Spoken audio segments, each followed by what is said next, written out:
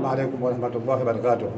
Waheshimiwa wananchi wote kwa jumla, mashehe, maimamu na watu wote tuliokuwa msikitini katika sherehe hii ya Eid al-Fitr, tutunze sana amani kwa watoto wetu na sisi wenyewe.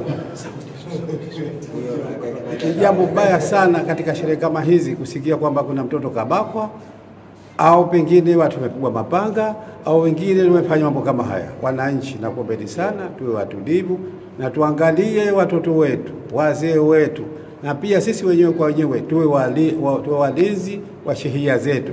Haitokuwa vizuri leo tukaja tukasikia yule kafanywa hili, yule kafanywa hili, yule kafanywa hili. Ni jambo la kusikitisha sana.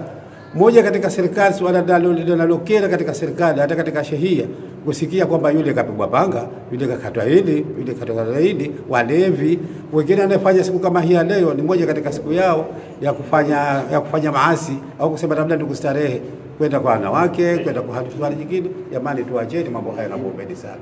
Na kuhusieni kama navyohusia roho yangu binafsi yangu mimi mwenyewe, haya tuacheni.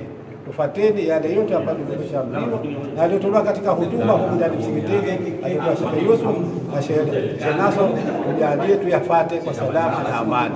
Leo tumalize salama yote na tuendelee salama katika nchi hii. Asante sana.